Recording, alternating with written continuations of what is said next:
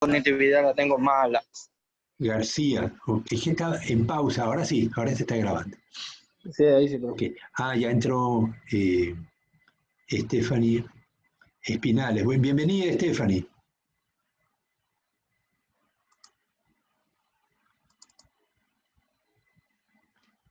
Bien, entonces, repito, tenemos un grupo de animales, en este caso 10 venados, les hemos medido la pata trasera y la pata delantera y queremos aplicar la prueba de Student con datos apareados.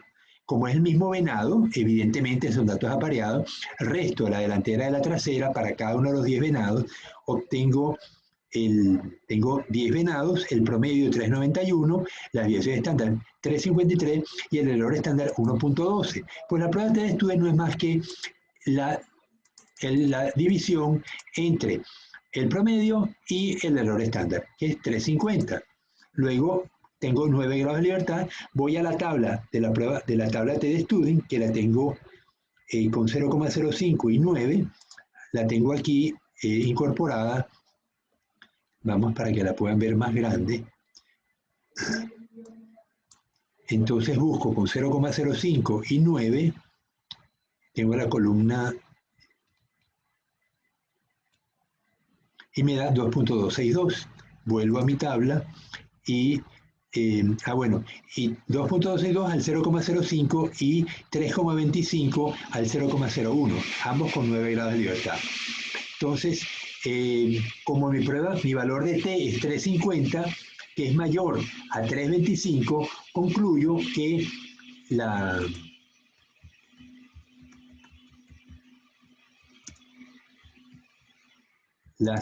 patas delanteras de los venados son más largas que las traseras. A ver, pata trasera, pata delantera, es al revés. Las patas traseras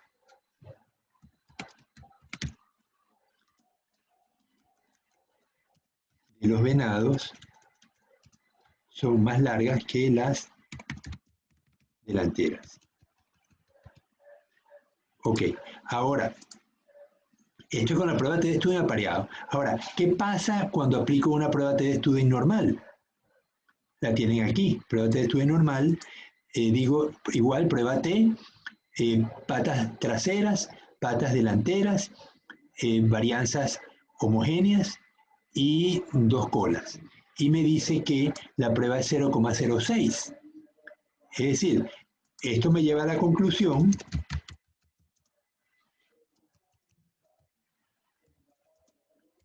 la longitud de las patas en los venados no difiere entre las traseras y las delanteras.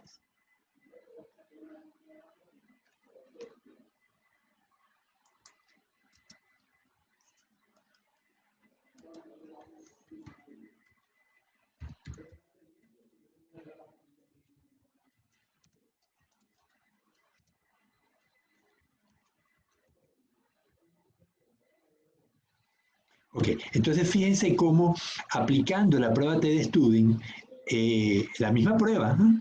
Pero sobre datos apareados y sobre datos individuales, los resultados son radicalmente distintos.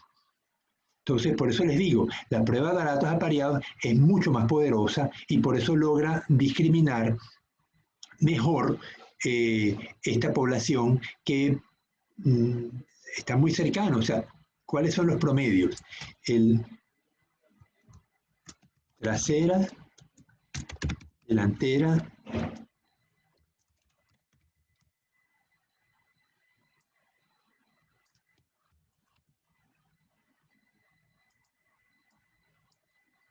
se me da 1,44 contra 1,41. La diferencia en promedio es de 3,3 centímetros. Pero esta diferencia puede ser significativa o no. Eso va a depender de la dispersión de los datos. En este caso, tengo 2 venados que me dieron que las delanteras eran más largas que las traseras. Entonces, esto estropea la tendencia. Si yo le hubiera puesto a estos venados, si no me hubiera dado, vamos a corregir artificialmente, ¿no? Esto es -3 y esta es -1. Voy a cambiar los datos artificialmente, aquí le voy a poner 1 positivo y aquí le voy a poner 3 positivo. Ah, claro, es que estoy trabajando no con la diferencia, estoy trabajando con las poblaciones. Entonces, pero si yo le pusiera,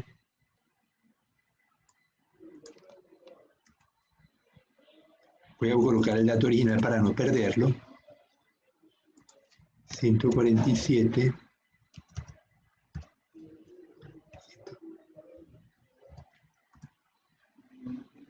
Ok, ahí sí. Fíjate que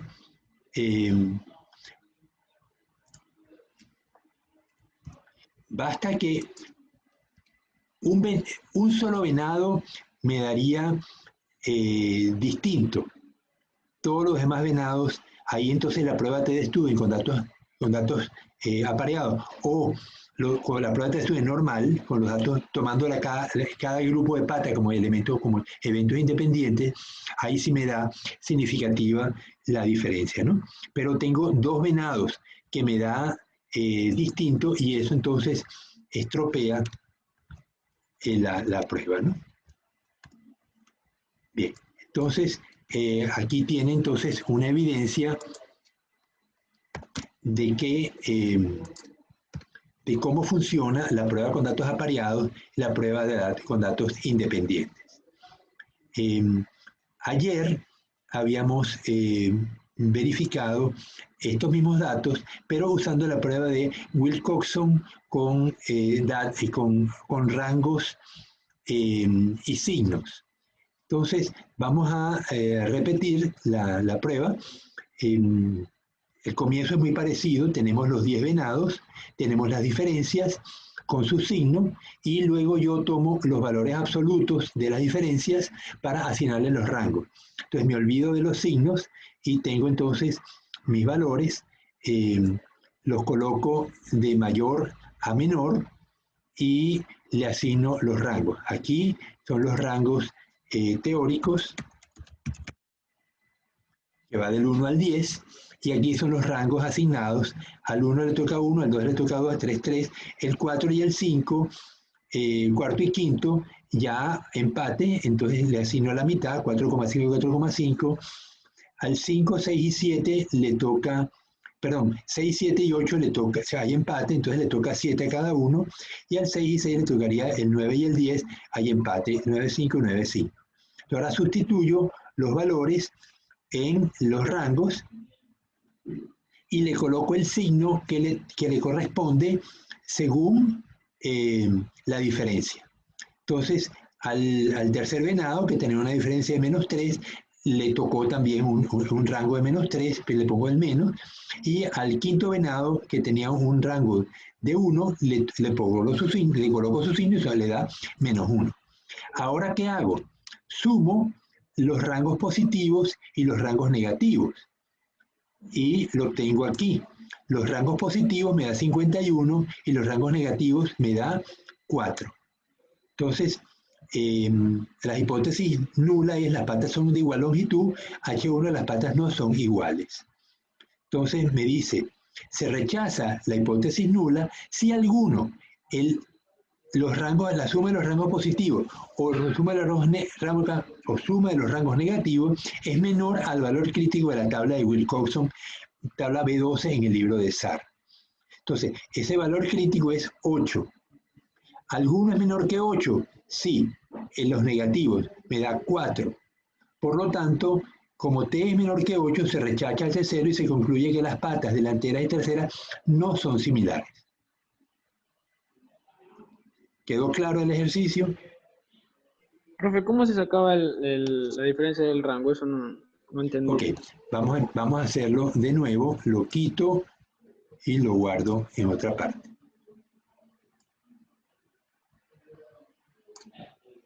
Ok, entonces tengo la diferencia. Simplemente resto uno del otro. 142 menos 138. Y eso lo repito para todos, ¿no? Entonces tengo que dos venados me dan que tienen las patas delanteras más largas que las traseras. El resto tiene las patas delanteras más cortas que las traseras. Ahora tomo las diferencias absolutas. Es decir, me voy a olvidar de los signos. Entonces le digo igual valor absoluto de el valor a la izquierda. Ustedes dirán, ¿por qué lo hago si él lo podía hacer a mano? Sí, el problema es que aquí tengo pocos valores. Pero ¿qué pasa si tuviera 3000?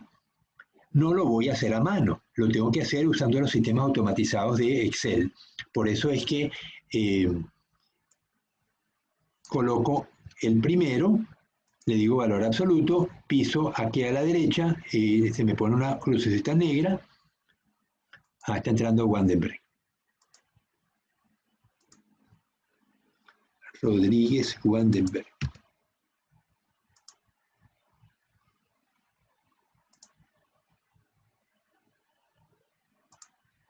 Ok, entonces se me pone una crucecita negra y le doy tac tac y entonces se copia a todo lo largo de lo que tenga. Pues aquí son 10 nada más, pero pudiera tener muchísimos más. Entonces, ahora le voy a estos valores absolutos, los voy a ordenar de menor a mayor. Entonces, copio, lo coloco aquí, perdón, tengo que colocarlo con bien, y ahora le digo que ordenar de menor a mayor. Ok, entonces, como tengo 10 valores, los teóricos van del 1 al 10. Y ahora voy a asignar los rangos. Entonces, al 1 le toca 1, no hay empate, porque es 1 y 2. Aquí le toca el 2, al 3 le toca el 3, aquí hay empate, entonces este sería el 4 y el 5, le toca 4,5 y 4,5, aquí 6, 7 y 8, hay empate, entonces tomo 6 más 7 más 8, 6 y 7, 13, más 8, 21, entre 3, 7, entonces le toca el 7, 7 y 7, y el 9 y el 10, 9,5 le tocaría 9,5 y 9,5. Bien, entonces ahora asigno los rangos y le coloco el signo correspondiente.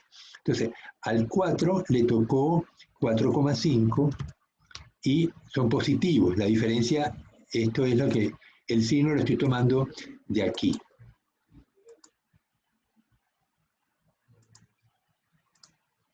Ok, al otro 4 le tocó 4,5, al 3 le tocó 3 y le coloco su signo, menos 3, al 5 le tocó 7, al 1 le tocó 1, pero como el signo tiene menos, le coloco menos 1, al 5 le tocó 7, al 6 le tocó 9,5, al 5 7, 9,5 y al 2 le tocó 2.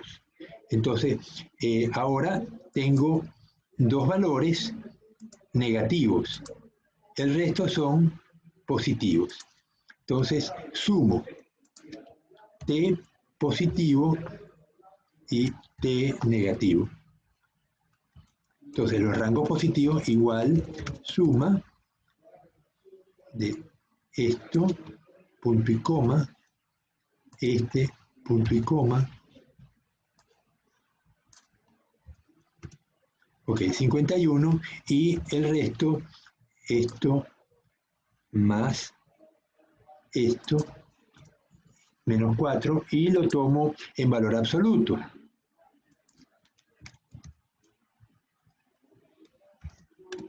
Ok, entonces la pregunta es, ahora tengo que ir a la tabla de Wilcoxon con 10 elementos y voy a ver esa tabla entonces. La busco, es la tabla B12, que Perdón, déjenme parar de compartir para que puedan ver el libro, porque si no, no lo ven. Bien, entonces la tabla B12 es crítica, valores críticos de la distribución de Wilcoxon 758, página 758, y me da, tengo que bajar un poquito más.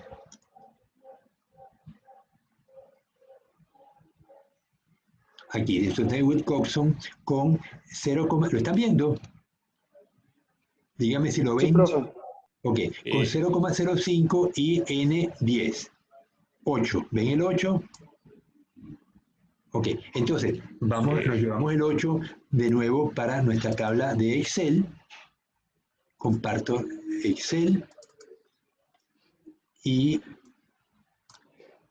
veo que el valor de la tabla con 0,05 y 10 es 8 y como 4 es menor que 8, concluyo que como t es menor que 8, se rechaza el de 0 y se concluye que las patas delanteras y traseras no son similares. Con eso termina la prueba. Entonces, ¿quedó claro el procedimiento? Este archivo completo lo van a tener al final de la clase. De tal manera que si en un futuro ustedes tienen algún caso semejante, pues lo pueden aplicar directamente. Bien, ¿alguna otra duda? Entonces hemos repasado la prueba de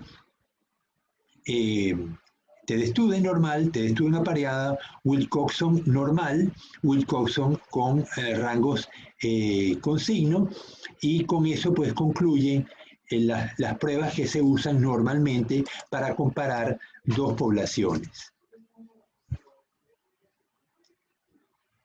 Y ustedes las hicieron, hemos hecho, comparado las luces LED, las luces fluorescentes, hemos comparado biomasa, hemos comparado contenido graso, proporción de ácidos grasos, hemos hecho una serie de ejercicios, pero que les permiten a ustedes enfrentarse con esta problemática que la van a tener muy a menudo. De hecho, la comparación de dos muestras es lo más básico que hay en estadística a la hora de estadística inferencial. Pues la estadística descriptiva pues solamente es describir una población con su promedio, su dispersión, la forma de la distribución, etcétera, ¿no? Bien, entonces nos toca iniciar un nuevo tema que espero nos dé tiempo a concluir la semana que viene para dejar regresiones después de Navidad.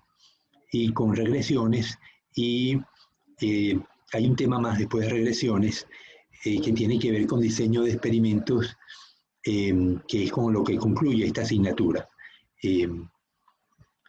Bien, entonces vámonos a cierro esto, lo guardo y se los mando a sus...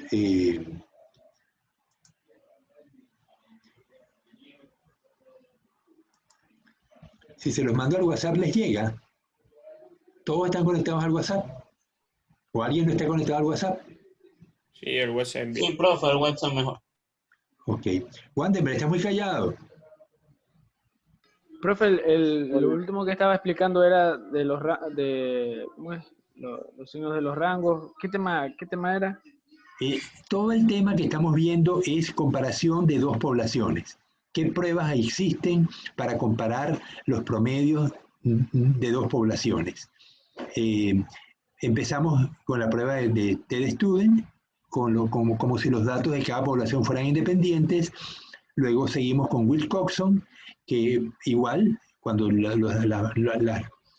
requisitos de las pruebas paramétricas no se cumplen, como normalidad de los datos y heterogeneidad de las varianzas, homogeneidad de las varianzas, pues hay que aplicar pruebas no paramétricas si acaso la transformación de los datos no funciona. Y ahí aplicamos entonces Wilcoxon. Si los datos están apareados, pues tenemos dos pruebas adicionales.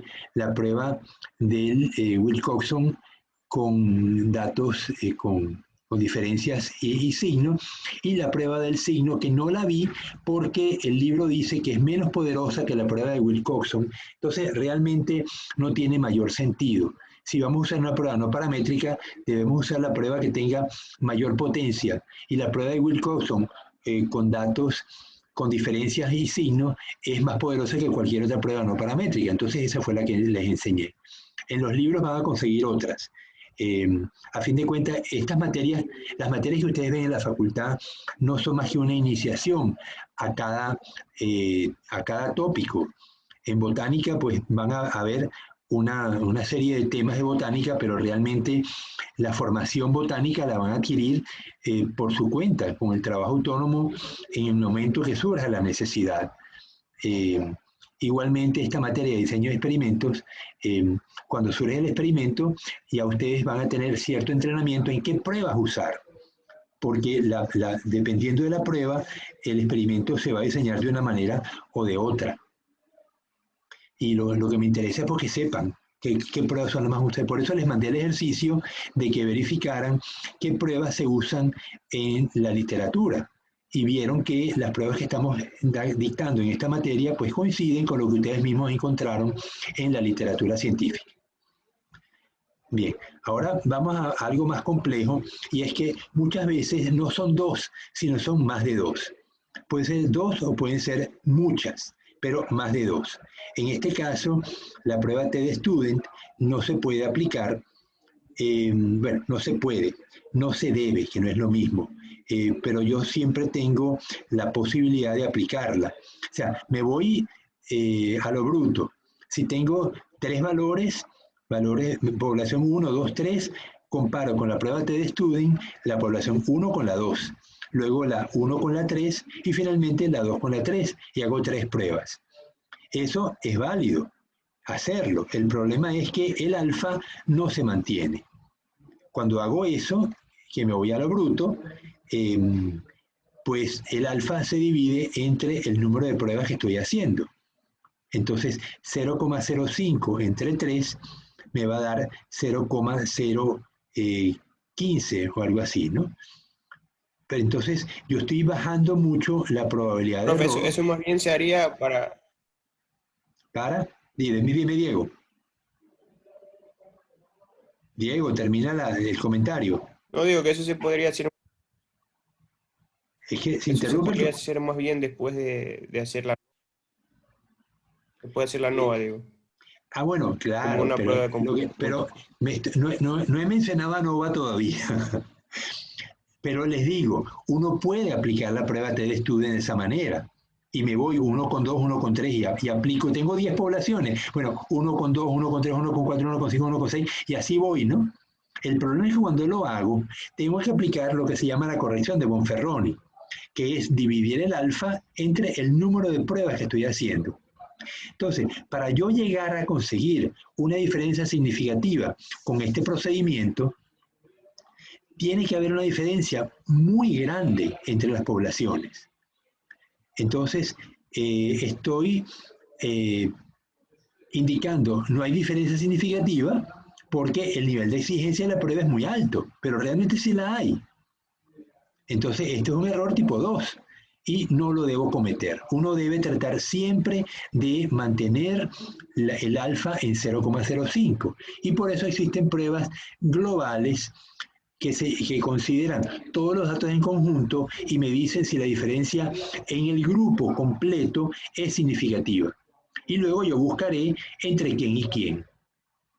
Para eso existen entonces las pruebas de análisis de varianza, que son pruebas muy poderosas y que me permiten trabajar con los datos completos. Si tengo 3 poblaciones o 30, no importa, pero voy a trabajar con las 30 poblaciones primero y voy a determinar si alguna de ellas difiere significativamente del resto.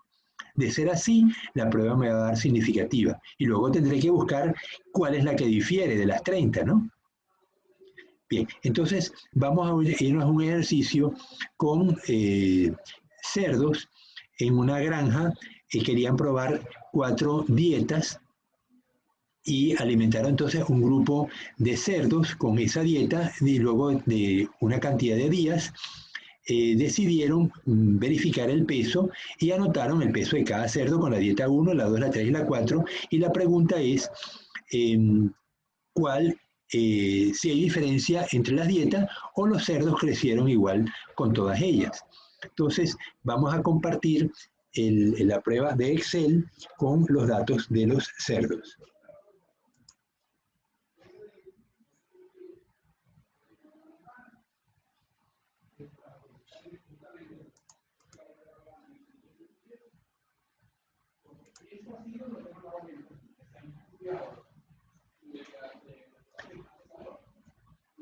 Ok, esta no es la de los cerdos, disculpen, me salgo de acá, ingreso de nuevo, porque ese es otro ejercicio, que también lo había podido hacer, pero, broma, caí de nuevo en el mismo ejercicio. Vamos a cerrarlo.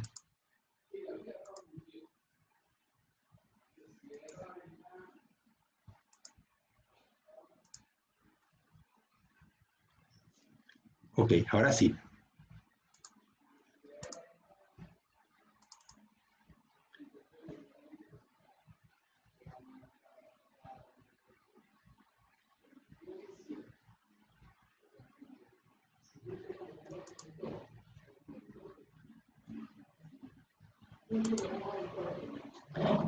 Ok, entonces aquí tenemos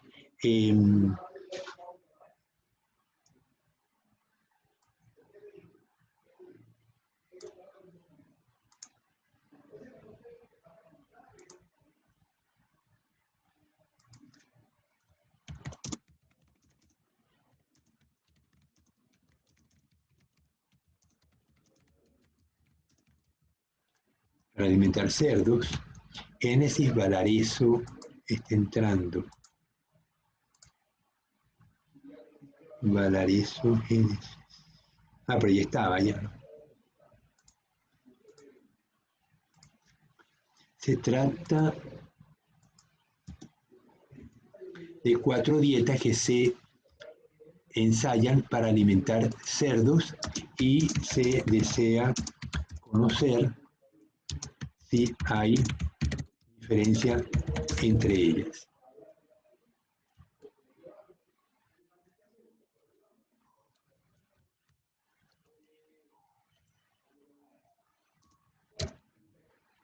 Ok, entonces aquí tenemos las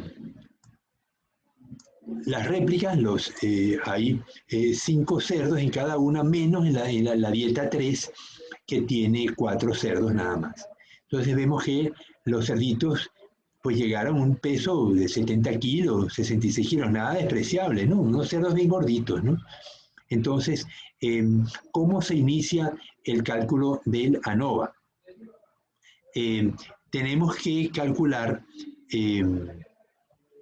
primero, en todo ANOVA tiene el cálculo de una F, y la F lo que me va a indicar es la variabilidad general, y la voy a dividir entre la variabilidad promedio de los grupos.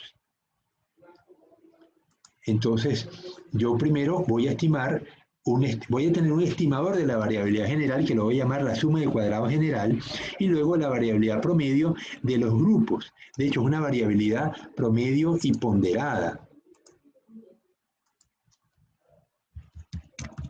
porque voy a multiplicar por el número de datos, el número de puntos que tiene cada grupo. Entonces puede haber grupos muy variables con pocos datos y grupos poco variables con muchos datos. Eso se va a compensar cuando haga la variabilidad ponderada.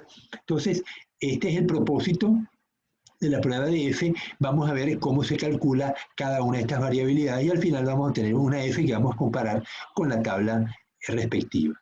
Entonces, me voy al inicio. Voy a obtener primero las sumas, obtengo los promedios, ¿no? Las sumas de cada grupo, cada dieta, me da 323, 356, 293 y 316. Luego el número de cerdos en cada tratamiento, 5, 5, 4 y 5.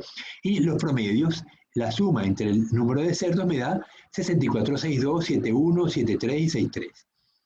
Bien, Entonces ahora obtengo un promedio general, 67,85, que es igual a la suma de todos los tratamientos, 1289, lo vemos aquí, dividido entre los 19 cerdos. Entonces me da un promedio general 67,85. Entonces, ¿qué llamamos la suma de cuadrados general? Pues es la diferencia entre cada cerdo y el promedio general. ¿Cómo lo calculo? Me voy aquí y digo cálculo de la suma de cuadrado general. Entonces tomo el cerdo 1 que está en la B6, el cerdo 1, y le resto el promedio que está en la B18, que es el que acabo de calcular, 67,85.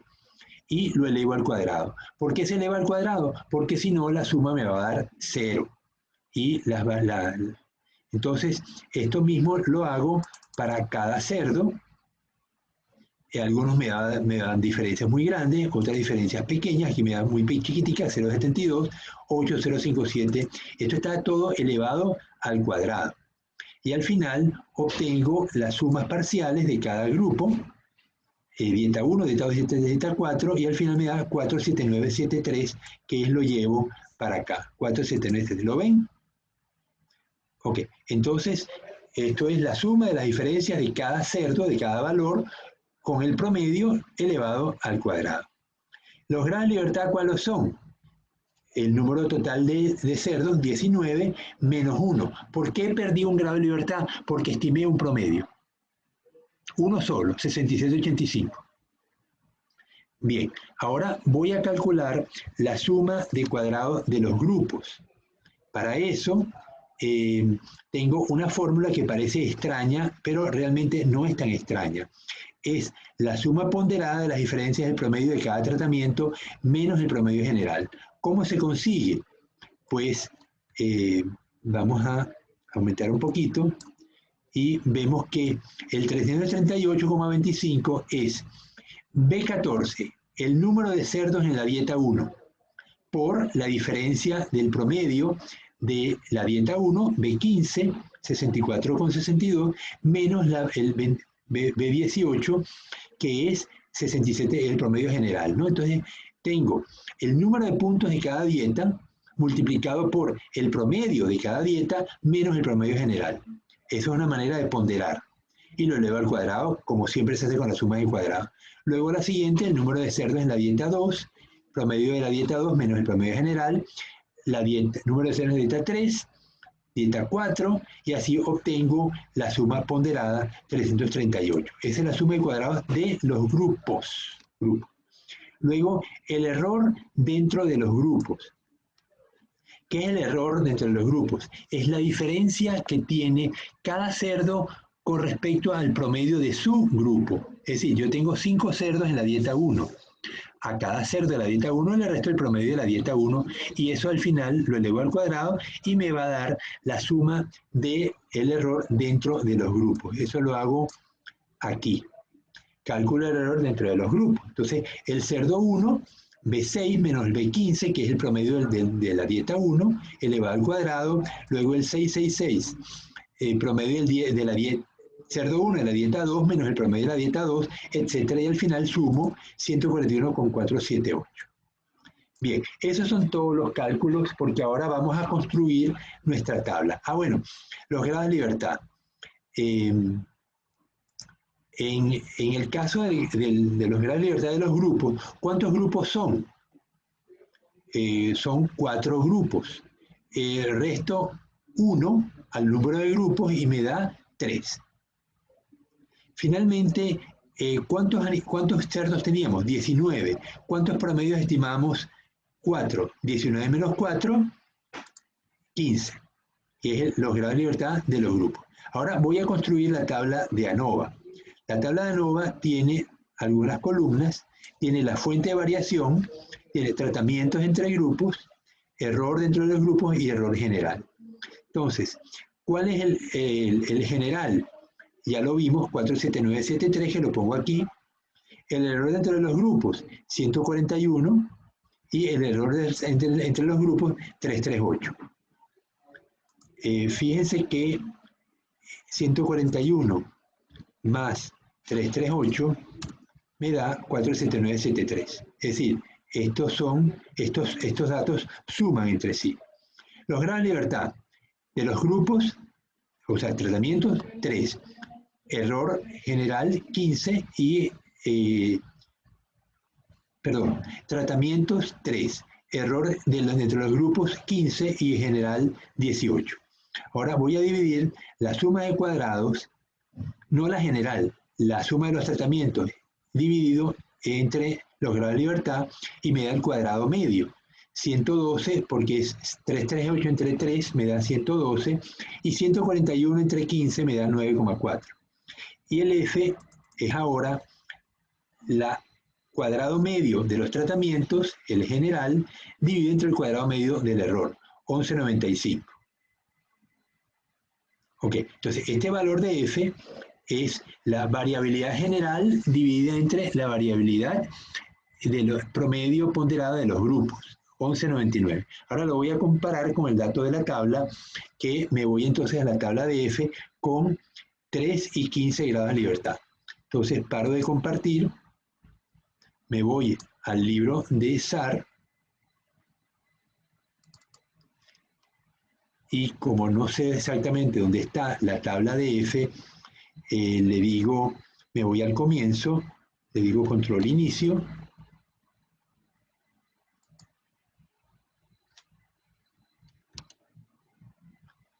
busco la tabla de F, valores que tiene la tabla de 680,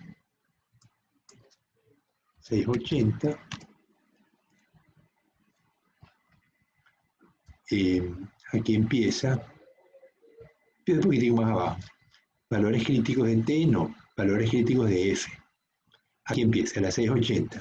Entonces, dice grado de libertad del numerador 1 y grado de libertad del denominador un montón, pero tengo que buscar 3, porque es 3 y 15.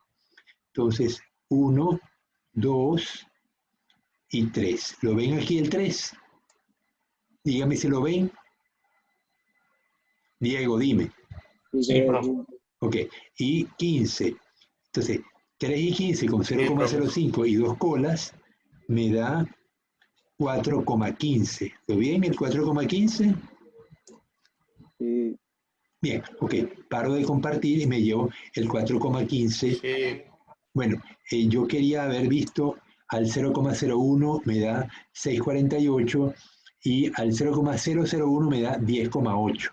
Me llevo esos valores, 4,15 y 10,8. Entonces paro de compartir el libro y voy a compartir ahora el Excel.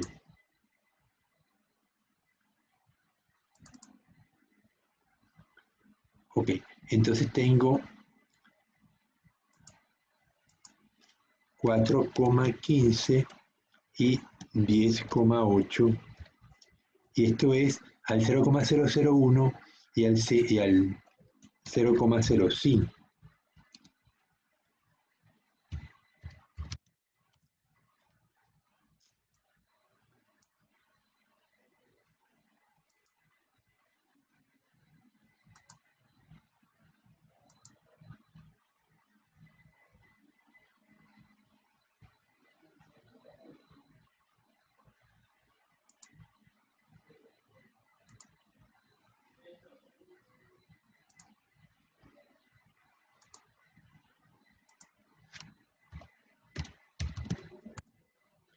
Ok, entonces vemos que me dice que las dietas difieren significativamente y muy altamente significativa, porque tenemos 10,8 al 0,001 y me da 11,95.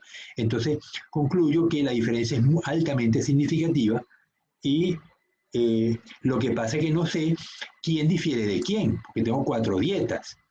Entonces, ahora, esto concluye la prueba a priori. A veces basta con esto, pero muchas veces uno queda con la curiosidad, bueno, sí, pero ¿cuál de las dietas fue mejor? Yo tengo los promedios y encuentro que la dieta 2 y la 3, 71 y 73, son muy parecidas, mientras que la dieta 1 y 4 me dieron 64 y 63. Pareciera que 1 y 3 y 4 no difieren, mientras que 2 y 3 no difieren, pero son mayores que 1 y 2, 1 y 4, ¿no? Entonces, eso se llama las comparaciones a posteriori.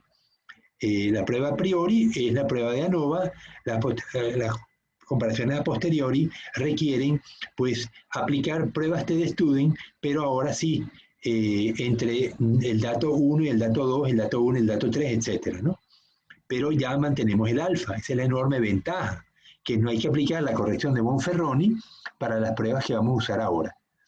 Entonces, ¿cómo se aplica la prueba a posteriori? La prueba a posteriori, hay un grupo de ellas, algunas se llaman Duncan, otras se llaman Sheffey, otras se llaman diferencia mínima significativa, otras se llama Tukey-Kramer. El libro de SAR recomienda la prueba de Tukey-Kramer y por eso es la que enseño aquí en el curso. Pero cuando ustedes usan los paquetes estadísticos, ya sea SPSS o Infostat o StatGraphics o cualquiera, tienen que especificar una prueba, la que ustedes deseen. La diferencia entre ellas es poca, pero hay gente que tiene preferencias y entonces a lo mejor le gusta la prueba de Duncan y es la que aplica siempre. Aquí voy a aplicar la prueba de Tukey, pero ustedes tienen la libertad de poder aplicar cualquiera mientras sepan cómo aplicarla, ¿no? Porque cada uno tiene una fórmula distinta. Entonces, para saber entre cuáles tratamientos existe diferencia, se hace la prueba a posteriori. Entonces, el Q crítico, el Q, ahora no lo van a llamar T-de-Student, pero es como un T-de-Student, porque a fin de cuentas, ¿en qué consiste? Voy a tomar la diferencia de una dieta, el promedio de una dieta, la voy a restar del promedio de la otra y lo voy a dividir entre un error estándar. El error estándar se va a llamar Q y es lo que voy a ver cómo se calcula. Entonces, como tengo que el número de cerdos difería en las dietas, 3 de ellas tenían 5 y una tenía 4, entonces el error estándar va a ser función de este valor que está destacado en amarillo, aquí. El cuadrado medio del error, 9,4. Este valor es fundamental para las pruebas a posteriori que vamos a hacer. Entonces, ¿cómo lo usamos? Me dice que si el número de puntos si voy a comparar dos dietas, la 1 con la 2, y ambas tienen 5 cerdos, pues entonces el valor que voy a usar de Q para el valor del error estándar, porque acuérdense, voy a calcular un Q, que es un T, que es equivalente a un T-de-Student. ¿Y el T-de-Student cómo se calcula? Siempre es promedio 1 menos promedio 2 dividido entre un error estándar. Entonces, el error estándar en este caso es la raíz de la sumatoria cuadrada del error dividido entre el número de puntos. Lo estamos viendo aquí. ¿Por qué se pone la raíz? Porque el error estándar tiene los mismos valores que la desviación estándar, pero la varianza no, la varianza está elevada al cuadrado. Por eso que tengo que aplicar una raíz para llevar el error estándar a su condición normal, no de cuadrado, sino de valor normal. Entonces tengo la diferencia entre la dieta 1 y la dieta 2 es 6,66. El error estándar, como tengo 5 cerdos en cada uno, entonces será el 9,04, que aquí lo vemos. F35, que es 9,04, vamos a hacerlo igual. Igual raíz de 9,004 dividido entre 5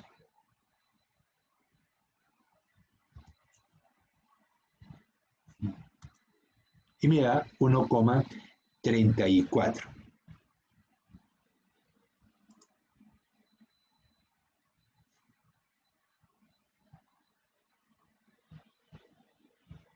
B14 debe ser 5, exactamente. Aquí tengo un error de aproximación. Fíjate que la máquina trabaja con 12 decimales. Yo estoy trabajando aquí con menos decimales y por eso me da diferente. 37, 134. Entonces tomemos el de la máquina, que es más preciso, 137. Entonces, ¿cuál es el Q experimental? Voy a dividir 666 entre 137 y me da 485. El 485 tengo que ir al Q crítico de la tabla, que es valores críticos de Q. Vamos de nuevo, dejo de compartir y me voy al libro.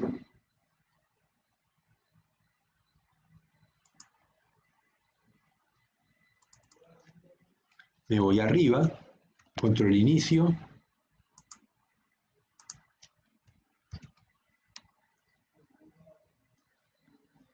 Y busco, dice, valores críticos de Q en la introducción de Tukey, de la prueba de Tukey. ¿Lo están viendo? La tabla B5, que está en la página 717. ¿Lo ven? Sí, profesor. Ok, entonces 717.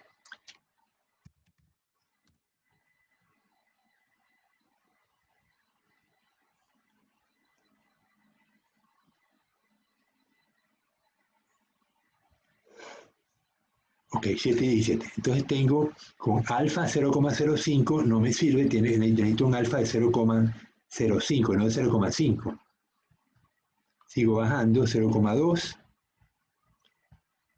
Sigo bajando 0,10. Y al final ya tengo 0,05. ¿Cuántos grupos dijimos que teníamos? 4. Ven acá, K indica el número de grupos. Entonces tengo 4. ¿Y cuántos grados de libertad? Tengo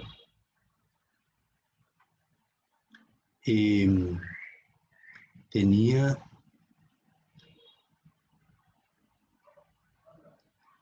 19 menos 4, 15, 4076.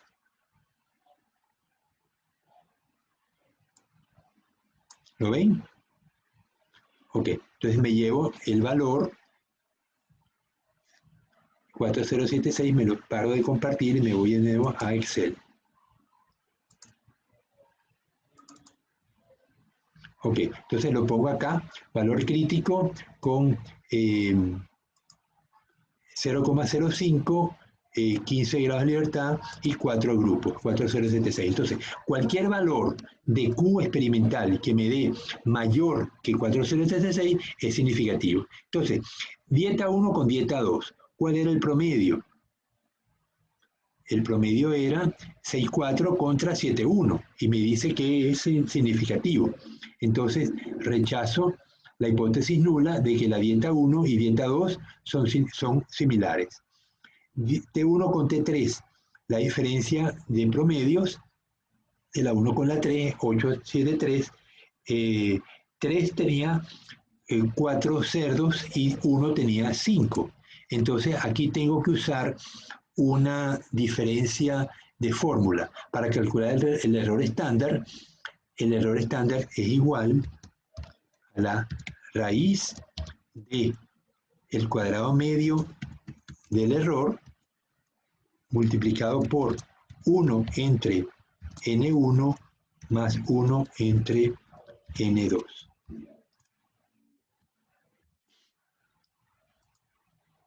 O sea, tengo 9,04 multiplicado por 1 entre 5 más 1 entre 4, porque tengo 4 cerdos en un tratamiento y 5 en otro. Entonces me da 206. Entonces, ahora tengo 873 dividido entre 206 me da 424. Mayor que 4076, por lo tanto rechazo también H0. Entonces, T1 es distinto de T3. Ahora vamos T1 con T4. La diferencia es 1,38, son 5 cerdos en cada uno, 1,37 de error estándar me da 1. 1 es menor que 1,37 y acepto H0. Luego T2 contra T3, 207, 206, 1, acepto H0.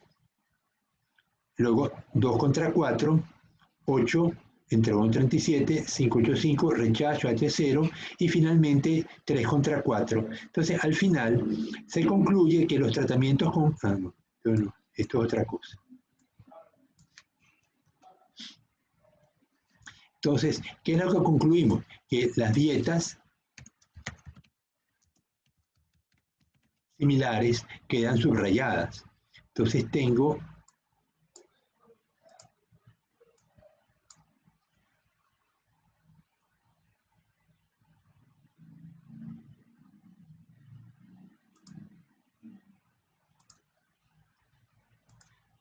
Entonces, subrayé las dietas similares, T1 con T4, que eran 60 y 60, y esta 70 y 70. Entonces, con eso termina el experimento de la comparación de las 4 dietas. Bien, ¿dudas?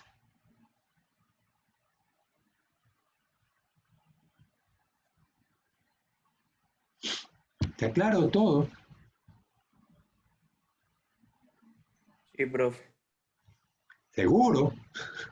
Bueno, de todas maneras, van a tener un ejercicio que se los voy a pasar a sus correos, donde van a tener que aplicar las cosas que hemos aprendido. Un ejercicio numérico, pues, por favor, háganlo en grupos, como ya lo han venido haciendo, y lo resuelven y me lo envían al aula virtual. Les voy a colocar una casilla con el ejercicio. ¿Por qué uso el aula virtual? Porque estoy teniendo problemas con las evaluaciones de los profesores.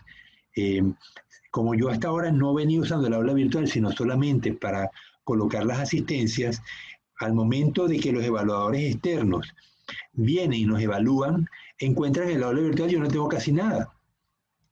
Y eso entonces me está perjudicando. El año antes pasado, obtuve como nota 99. Y este año, el semestre antes pasado y el semestre que acaba de concluir, obtengo 89. Es decir, 10 menos. Y realmente disminuí mi eficiencia en 10 unidades. Yo lo que creo es que hay un problema con el instrumento que se está usando para evaluarme, y si el instrumento es el aula virtual, pues vamos a usarlo. A ustedes les da lo mismo colocarlo en el aula virtual que subirlo y que mandármelo por correo. Lo bueno, es más fácil mandármelo por correo, ¿verdad? Pero me estoy perjudicando yo mismo. Entonces, bueno, vamos a tomar, ayúdenme con esta medida y vamos a subir los deberes a la aula virtual. Lo malo es que el aula virtual tiene una fecha de subida, y si se sobrepasa, entonces ya no lo pueden subir. Pero bueno, eso es un mal menor. Si acaso eso ocurre, pues me lo indican y me lo mandan por correo. Bien, entonces, algo que no hicimos con los cerdos, y que lo vamos a hacer ahorita, es verificar las suposiciones, los supuestos de los análisis de varianza, normalidad de datos y homogeneidad de varianzas. Entonces, vamos a hacerlo en este momento. Voy a colocar los datos para poderlos subir a Infostat, me los llevo a la derecha. A lo mejor si ya lo tengo hecho, no.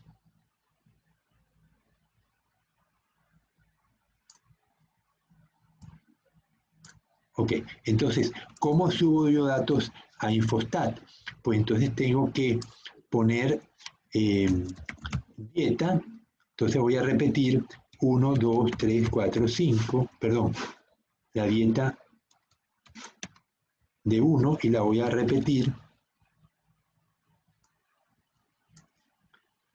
No, no es eso. Tiene que tener dieta 1 5 veces, y coloco los 5 valores de la dieta 1. Esto es peso de los cerdos. Luego, dieta 2, y la copio 5 veces, y copio entonces los pesos de los cerdos de la dieta 2. Luego, los cerdos de la dieta 3.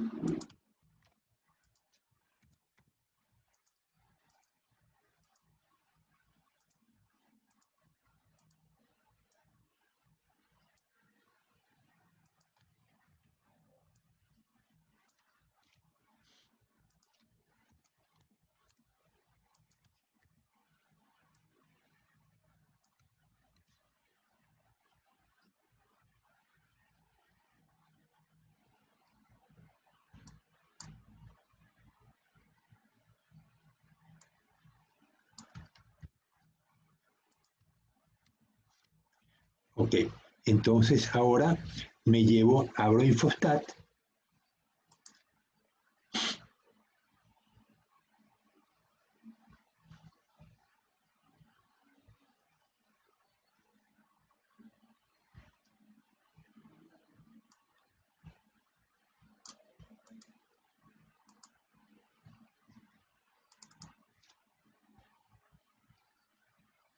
yo he podido,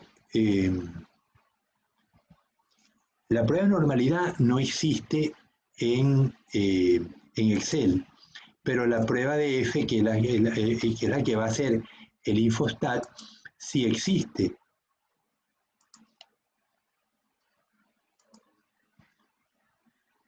Me la abrió N veces.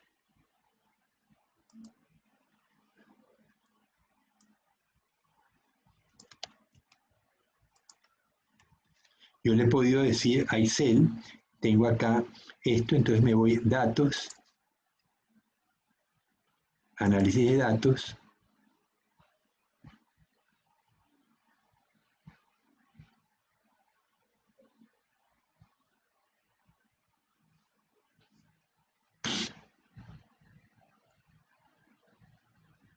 y me dice prueba de F para media, prueba Z, prueba...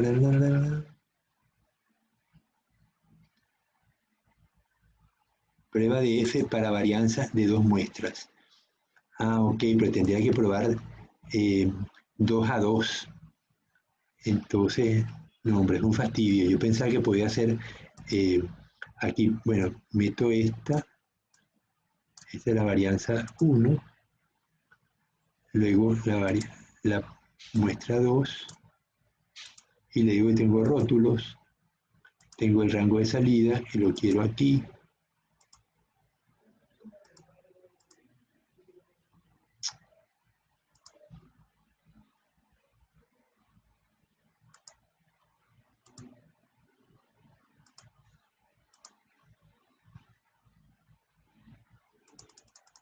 Y me dice que el F es 1,16,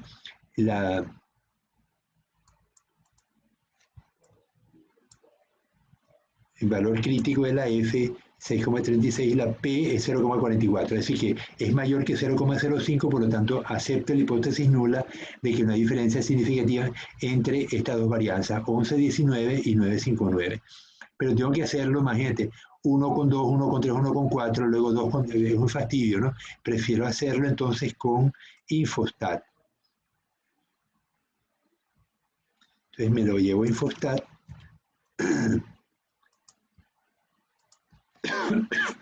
Paro de compartir y voy a compartir ahora Infostat. Si es que lo consigo.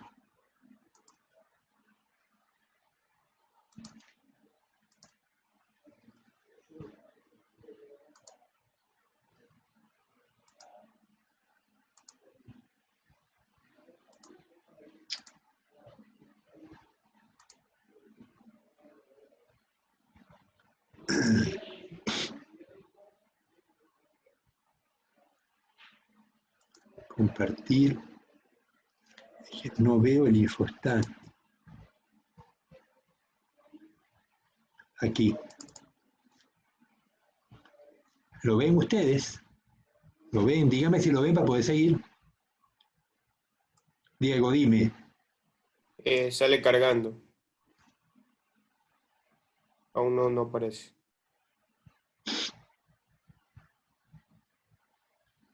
Nada.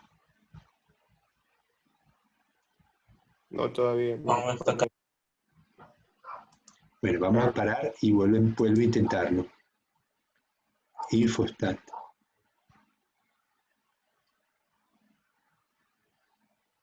Ahí sí, ahora sí aparece. Ok, entonces le digo archivo, nueva tabla, edición, pegar con nombres de columnas, y entonces me puse las 4 dietas y los valores de las tallas de los cerdos. Bien, entonces ahora le digo estadísticas. La primera es la verificación de la prueba de normalidad, que me dice que inferencia basada en una muestra, porque todos los cerdos se toman como si fuera una sola muestra. Prueba de normalidad de Shapiro-Wilk, le digo que los pesos es lo que me interesa que evalúe, le digo aceptar, y me dice que la prueba tiene una P de 0,31. Concluyo que la diferencia entre la distribución normal y la distribución de los pesos de los cerdos no es significativa, pero porque si me da mayor que 0,05, si me diera menor que 0,05, ahí sí es verdad que no hay la diferencia significativa, pero aquí no lo es. Yo puedo ver en un gráfico la distribución de los pesos, le digo histograma y le digo que me grafique los pesos. Aceptar y vamos a ver qué me pone. Bueno, verdaderamente entre esta distribución y una campanita cualquier cosa es posible, ¿no? Esto no es normal de ninguna manera, pero curiosamente la prueba estadística de Shapiro-Wilk dice que sí es normal. Bueno, difícil de creer, pero bueno. Si aplico la de Kolmogorov-Smirnov, basada en una muestra, a ver, con la prueba de Kolmogorov, peso, aceptar, ¿qué me dice? Normal, ¿sí? Y me dice que el valor es 0,0001. O sea, la prueba es altamente significativa de que esta broma no es normal de ninguna manera. Pero sabemos que las pruebas de ANOVA son más sensibles a las diferencias en varianza que a la falta de normalidad. Por eso momentáneamente vamos a ignorar esto, pero la conclusión es uno debe aplicar ambas pruebas, Kolmogorov y Shapiro-Wilk, y hacer la distribución de los datos. Realmente estos datos lucen muy poco normales, ¿no? Pero bueno, y lo malo es que la transformación no mejoraría. Vamos a aplicar la transformación a ver si le digo datos, transformar.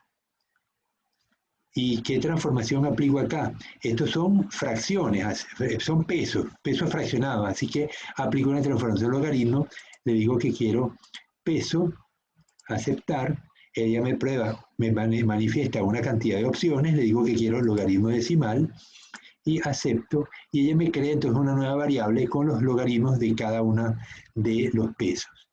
Verifico cómo luce la gráfica histograma de no los pesos, sino los logaritmos de los pesos, a ver si mejoró, y yo dudo mucho que esto mejore. No, la misma gracia. Entonces a esto le aplico la prueba de Kolmogorov y me va a dar el mismo error. Seguro.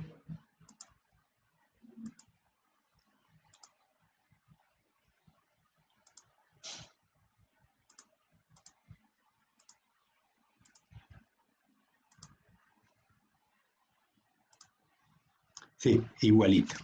Entonces, en teoría, pues no hay normalidad, no se mejora con la transformación, pero vamos ahora a verificar lo que sí es más serio, que es la diferencia en las varianzas.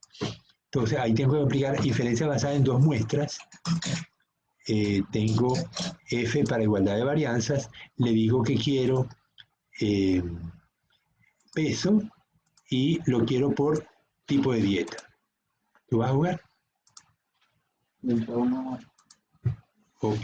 Entonces, aquí, ¿qué me dice? Que me compara la varianza de dieta 1 con la 2 y me da un P de 0,88. O sea, las varianzas son mucho mayor que 0,05, por lo tanto, acepto la hipótesis nula de que las diferencias de varianza entre D1 y D2 no son grandes. Y veo que no hay ninguna de las P que sea cercana a 0,05, más bien todas son muy grandes, por lo cual concluyo que las varianzas son homogéneas y en este sentido es válido aplicar la prueba de ANOVA, que ya la aplicamos, ¿no? Si yo quisiera aplicar la prueba de ANOVA, le digo análisis de varianza, ya tengo los pesos, tengo las dietas, acepto y le digo que además quiero las comparaciones y quiero con Tukey. Aceptar y obtengo un valor muy similar. Me da el F 11,95 y luego la prueba posteriori de Tukey me dice que la dieta 4 con la 1 no son significativas y les asocia la misma letra, mientras que la dieta 2 y 3 tampoco son significativas entre ellas, pero son mayores que la dieta 1 y 4. El mismo resultado que obtuvimos haciéndolo a mano. Pero ya ustedes ven qué significa esto. Al menos conocen los procedimientos, los datos coinciden con lo que ustedes obtuvieron en la prueba de Excel hecha a mano, que es la parte que me interesa. Ustedes pueden hacerlo a mano, pero eventualmente, como ya lo saben hacer, pues van a poder usar las pruebas, los paquetes estadísticos, que es lo que siempre deben hacer. Cuando hagan un ejercicio, verifiquen antes de mandármelo que los datos coinciden con el cálculo que hace los paquetes estadísticos.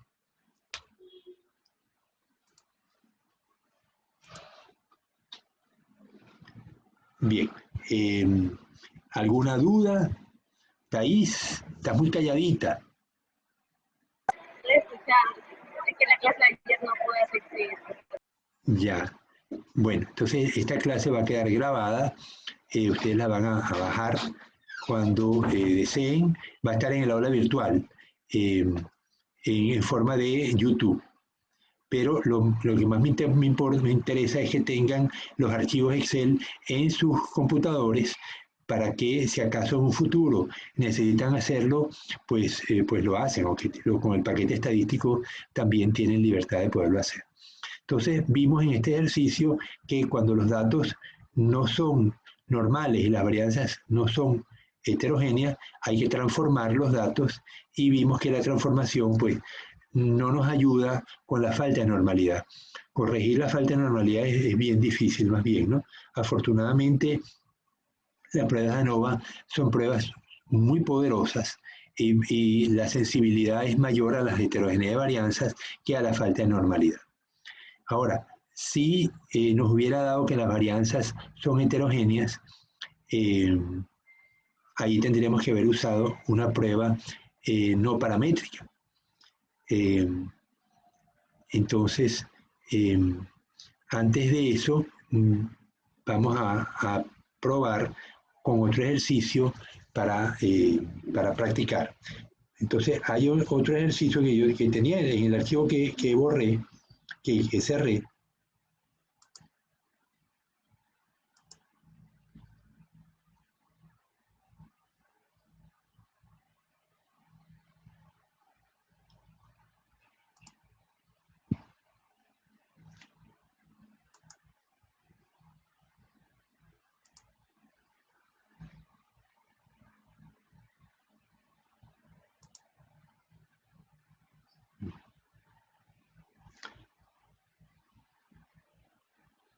Ok.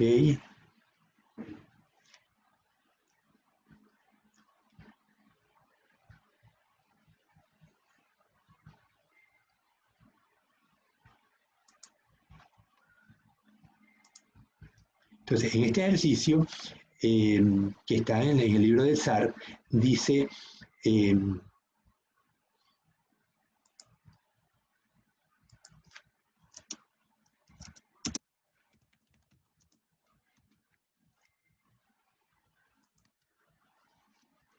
tenemos, se midió el pH del agua en 4 lagunas. En cada una se tomaron 8 réplicas, menos en una que se tomaron 7. Entonces, se desea la hipótesis nula, el pH de las 4 lagunas es similar. Profe, no he compartido nada. Por si acaso. Ok, ya lo hago. Entonces, comparto y me voy a mis lagunas. Entonces tengo 4 lagos. El lago 1 al 4, tengo las 8 medidas menos una que tiene 7. ¿Qué se usa para medir el pH?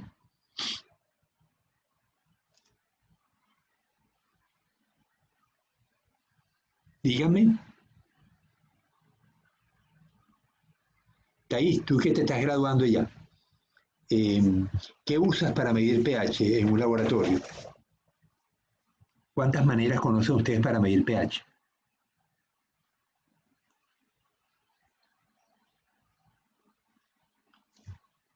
El pH, por definición, es igual ¿a qué? ¿Te acuerdas la fórmula, Diego? Diego, abre el micrófono. Sí, profesor, dígame. ¿Cuál es la fórmula del pH? ¿Qué pasó? ¿Cuál es la fórmula del pH para calcularlo? El pH, no me acuerdo. Ok, ¿alguien, Thais o Wandenberg, se acuerdan?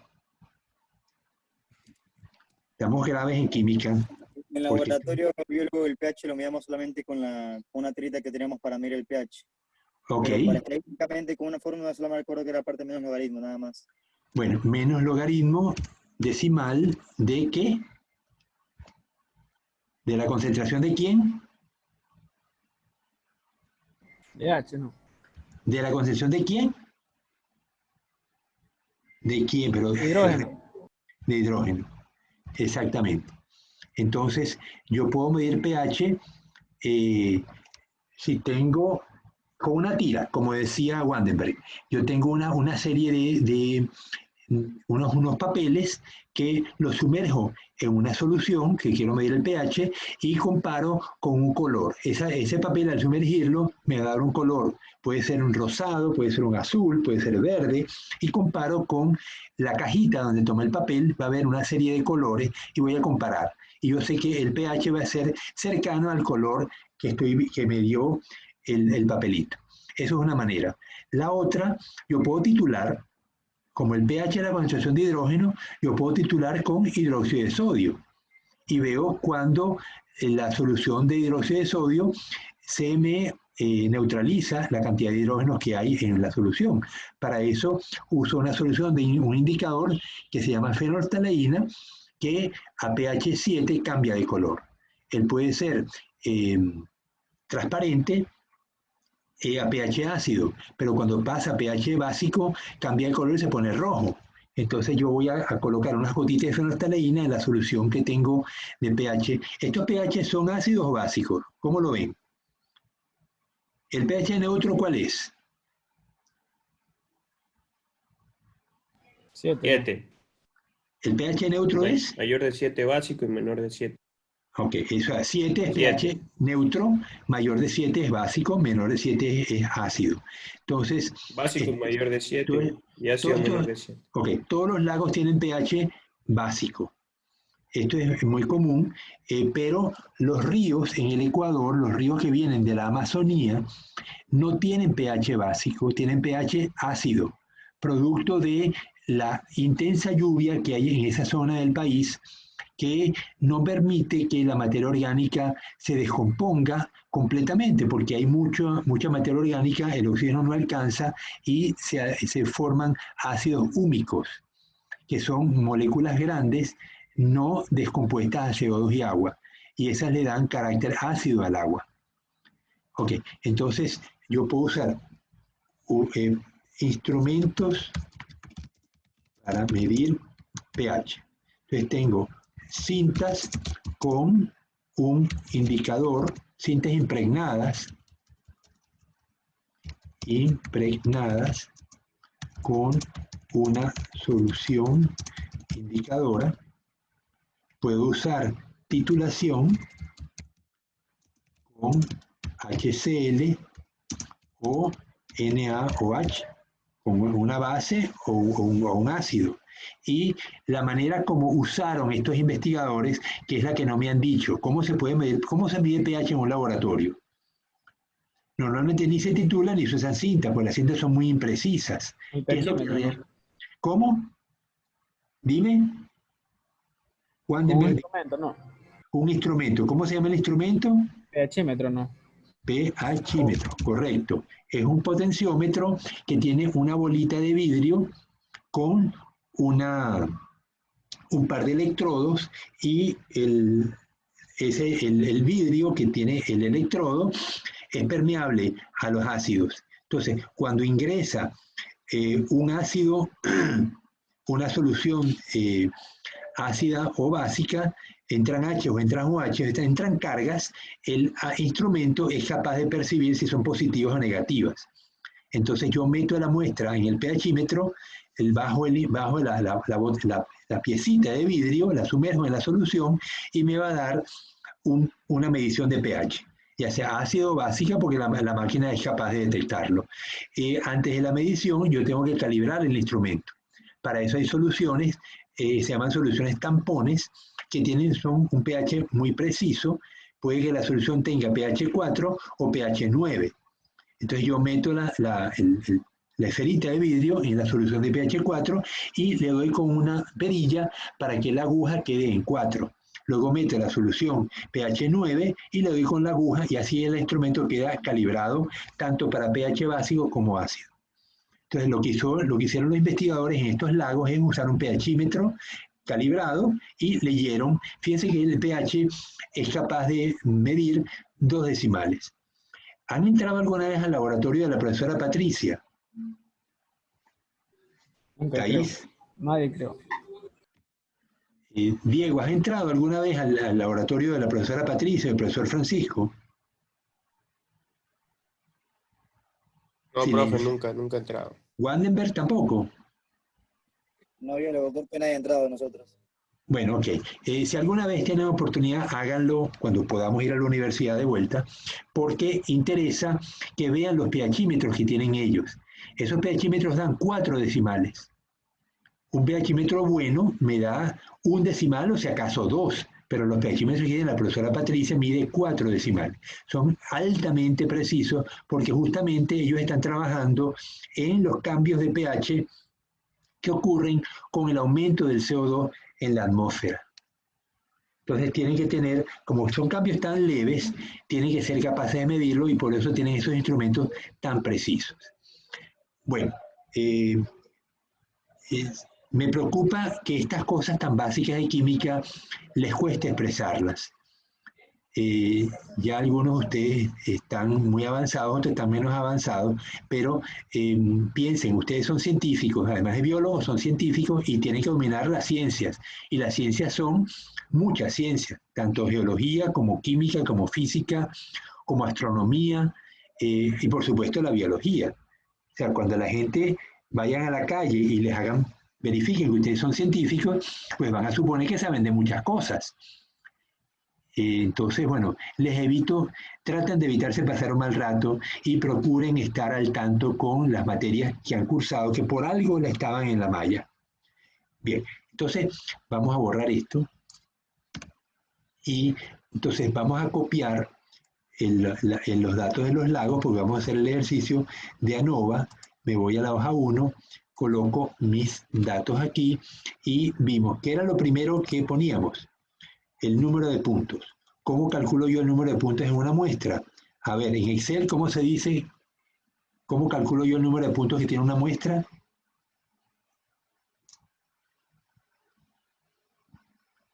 Wandenberg, dime. Igual contar, ¿no? Contar. Y le doy el ámbito de la muestra. Ok, y eso entonces lo copio a lo largo de todos, ¿no? Luego el promedio igual, bueno, perdón, suma.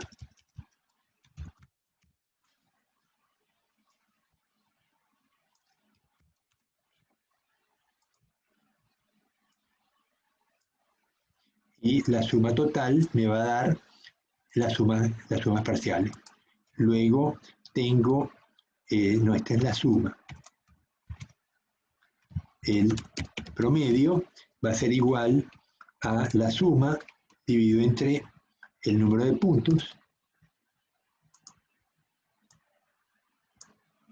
Le puedo quitar decimales. Y ahora voy a calcular el promedio general, que será igual a, ya va, me falta el número de puntos totales porque justamente eso es lo que me permite calcular el promedio general. El promedio general es igual a la suma total entre el número de puntos totales y 7,76, que le quito decimales también. Ok, entonces ahora viene suma de cuadrados general. Entonces será igual a cada valor menos el promedio general. Pero como el promedio general es el mismo para todos los valores, le coloco dólar en ambos lados. Y esto lo tengo que elevar al cuadrado.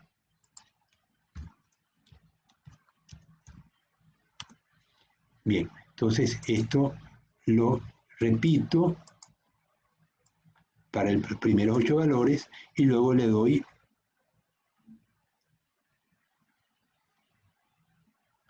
4 lagos.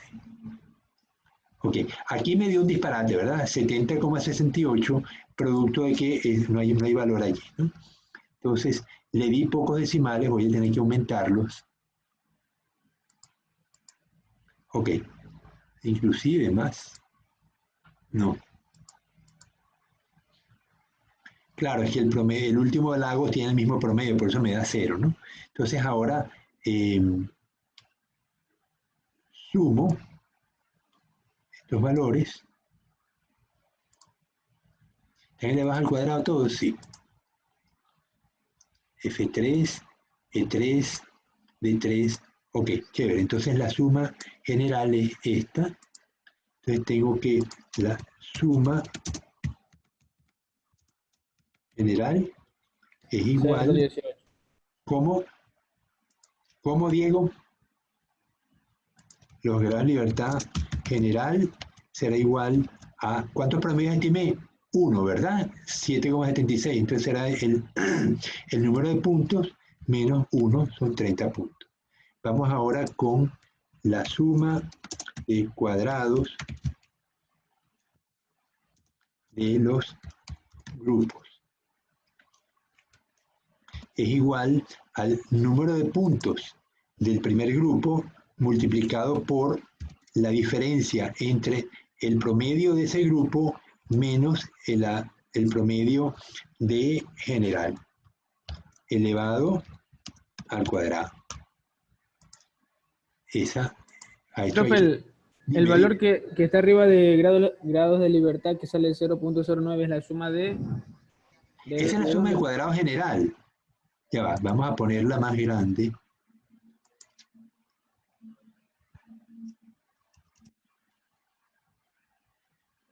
No puedo ampliar. Ahorita la corrijo, pero es la suma de cuadrado general que la tenemos aquí. Suma de cuadrado general 0,0935.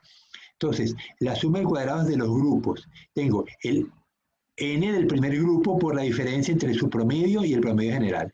Luego, el n del segundo grupo multiplicado por la diferencia del promedio del primer grupo menos el promedio general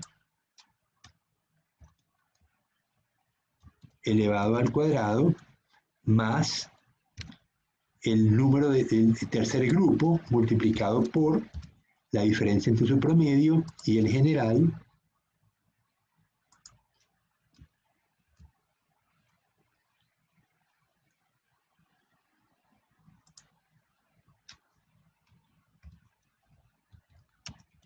y finalmente el último grupo 8 multiplicado por la diferencia de 7,80 menos el promedio general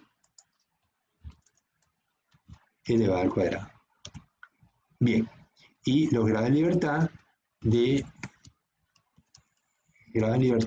los grupos será igual al número de grupos menos un promedio. Entonces, igual 4 menos 1, 3. Bien, finalmente, la suma de cuadrados del error.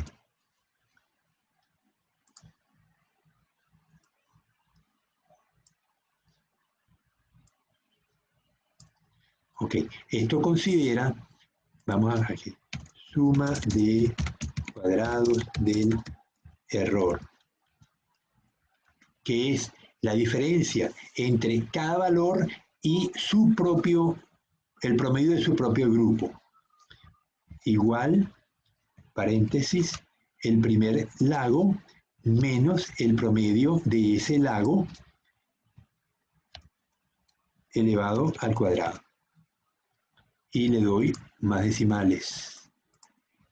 Ok, entonces esto le pongo el dólar en el AC más, en el 14 más no en la C para poder copiar al resto de los lagos. Entonces, bien. Y este disparate lo quito. Ok, ahora sumo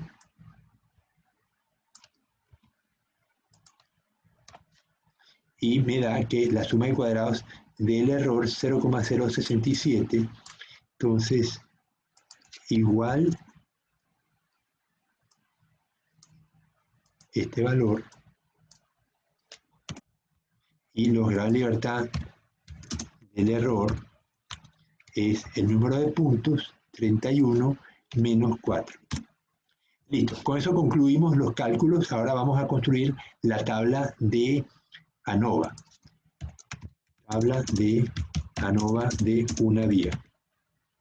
Entonces tengo fuente de variación. Tengo la grupos, el error total.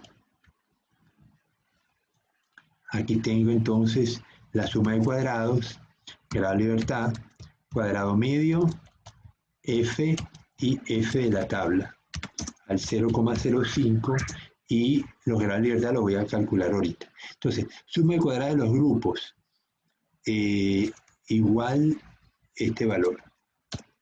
Suma de cuadrados del error, igual este valor. Total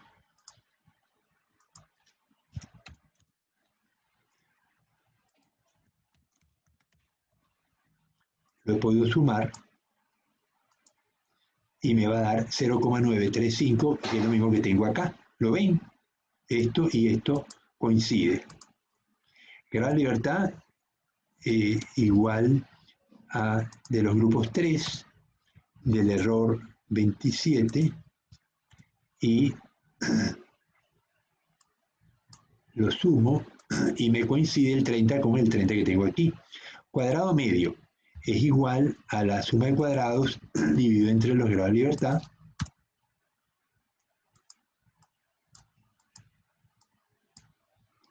y al final el F es la varianza general de los grupos dividido entre la varianza del error, y me da 4,86. ¿Cuál es el F de la tabla? Bueno, tendría que irme con 3 y 27, o sea, 0,05, 3 y 27 grados de libertad. Vamos a hacerlo.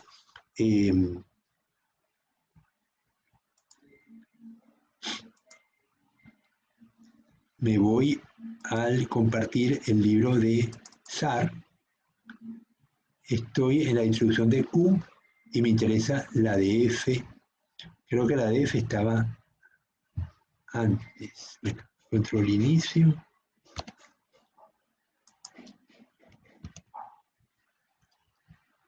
Instrucción de F, 680.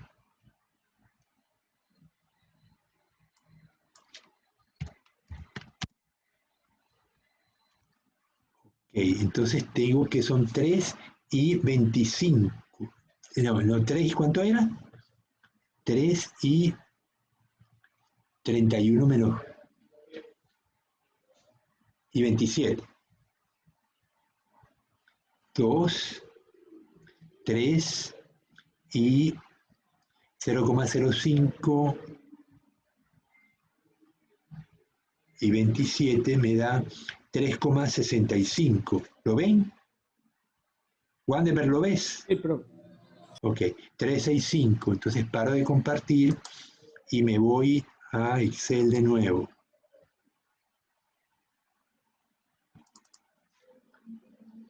F de la tabla, 3,65, y tengo que el 4,86 es mayor que el 3,65. Por lo tanto, conclusión,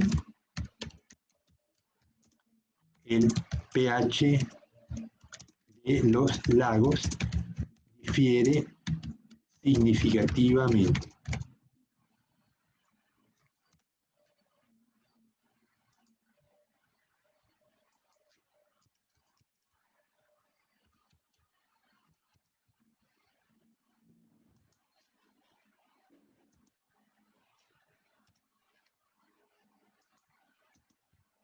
Ok, ahora tendré que aplicar la prueba de Tukey. Para eso busco el error estándar. Como tengo con 8 y 8, y el otro error estándar era error estándar con 8 y 7. Entonces, ¿cuál es el error estándar? Es igual al cuadrado medio del error, dividido entre 8, y le calculo la raíz. Mientras que cuando tengo 8 y 7 es igual a la raíz del cuadrado medio del error, pero multiplicado por 1 entre 8 más 1 entre 7.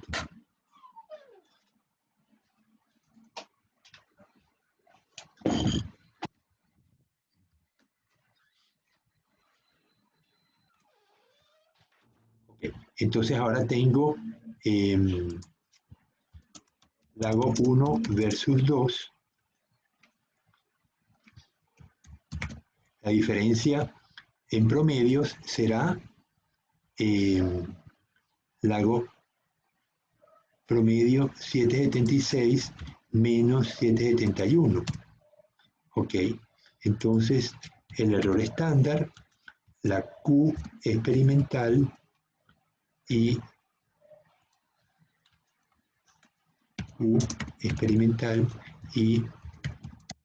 decisión. Me falta la Q de la tabla. Q tabla con 4 lagos, 4 grupos, y tengo ¿cuántos puntos? Y 31 puntos.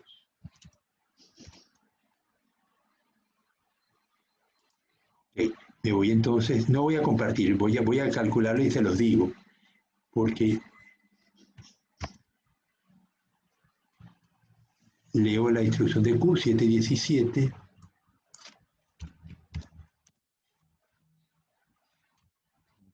Entonces, Q al 0,05 con 4 lagos, 0,05 con 4 lagos y 31 puntos. No, los grados de libertad son 27. Entonces, 4 lagos, 27 grados de libertad. No hay 27, voy a usar 24. Tengo 30, 20, 24 y 30. Entonces voy a usar 24, que es el valor que más se aproxima, 3.901.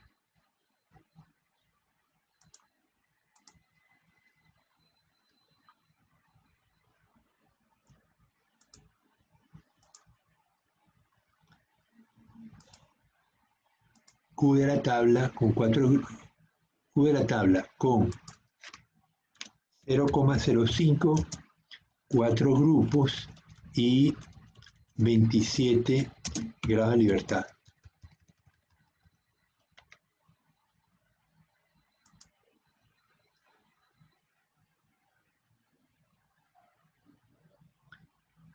$3.901.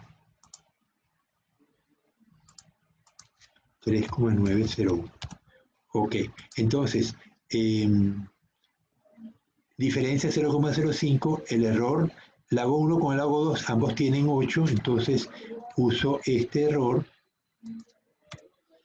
y el Q experimental es como una T-de-Student, divido esto entre esto y me da 2,83, menor que 3,9, decisión, acepto H0.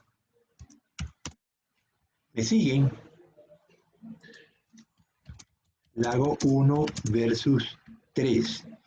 La diferencia es 778 menos 771. 1 y 3. Aquí uso el error estándar con 7 y 8.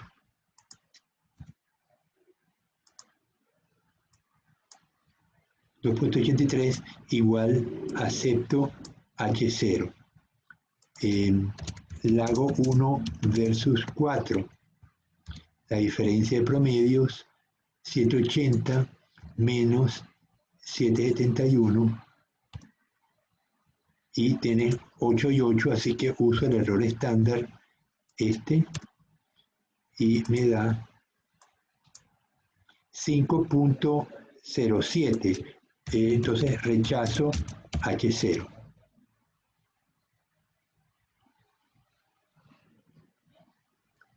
Entonces el lago 1 y el lago 4 difieren significativamente. Lago 1, 2 y 3 tienen los mismos pH. Me faltaría entonces hacer 2 con 3, 2 con 4 y 3 con 4 para completar la serie. Pero al menos ya vemos que hay un lago que se diferencia del resto. El lago 4 que tiene un pH mucho más alto, 780, ¿no? Bueno, la diferencia tampoco está. Ok, ya se acabó el tiempo. Nos vemos mañana entonces. ¿Mañana? No, ya hoy terminamos. La otra semana. La otra semana. Oye, se fue tan rápido el tiempo. La verdad es que esta materia es divertida, pero lástima que se acabe tan rápido, ¿no? Así es, Bueno. profesor.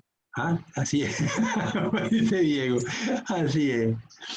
Bueno, entonces yo les mando el ejercicio para que me lo tengan listo en el aula virtual la semana que viene. Se los mando más tarde. Hasta luego, entonces. Eco.